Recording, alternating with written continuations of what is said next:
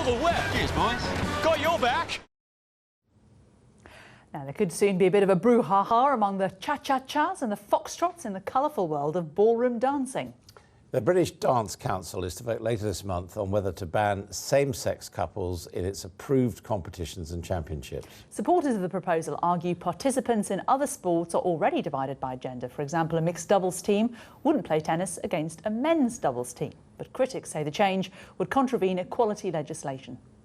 Well, joining us now are the dance couple Diane, Willmott and Sarah Hughes. And welcome to you.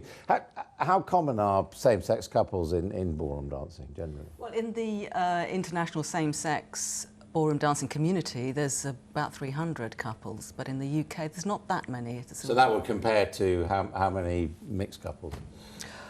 Many hundreds. Hundreds and hundreds. Internationally, Of them, yes. many hundreds. So it's not really a big deal, is it? Is it that...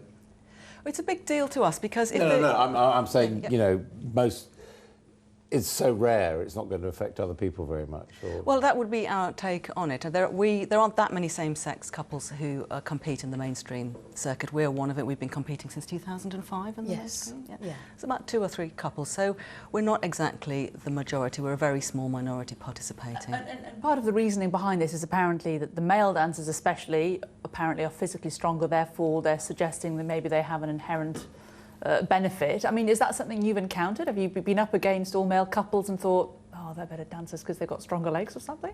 No, we have been up against all-male couples, but I think, in fact, dancing's not about strength. It's about poise, floorcraft, beauty, aesthetics. It's about other things. And I don't think tall male couples have necessarily an advantage, because there are small couples in the mainstream and professional ballroom dancing world who are very small and do incredibly well. So height or leg length or strength are not really relevant. We've got some great footage of you dancing and also talking about who leads and who follows. Let's have a listen. For many people, it's an opportunity to compete with a partner that they would want to be sexually involved with, so it makes much more sense. Well, now, I always lead. Yeah.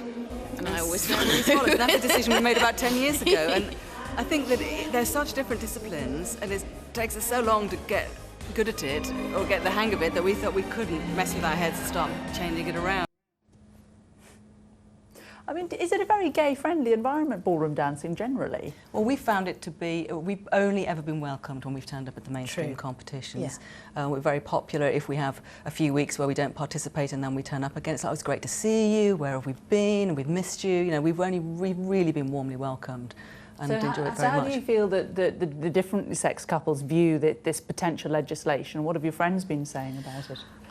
I think some people are concerned about it. I mean, our issue is that it's a change of rule, that we're currently welcomed by the rules of the British Dance Council to dance in mainstream competitions wherever we want to, and our issue is that this is a rule change, so we'll no longer be able to enjoy the freedom to dance in mainstream competitions where we previously have had that freedom to do it. I think most mainstream dance competitors are completely relaxed and fine about it, and as usual it's a slightly vocal minority who have, I think, raised some of these issues and perhaps forced the hand of the British Dance Council into considering a rule change. Indeed, it would be a retrograde step. You know, one week we can do it, the next week we can't, and we could argue that it would reduce us to only being able to compete a couple of times a year, and the moment we wanted to, we could compete every week. Yeah, I can ask you about the competition. I mean, how important is the competitive aspect, if you like, the sport aspect versus the art aspect? Well, now, that comes down to the individuals. We're both quite competitive people. Yes, we met at social dancing classes and we got the whiff of competition and we got very excited by it, and it's now kind of our driving force and why we continue to do it. It's just down to the individual. Some people are competitive and they like to strive for goals, and so that's why we do the competing, but then out of that comes the artistry. As you improve, we would hope.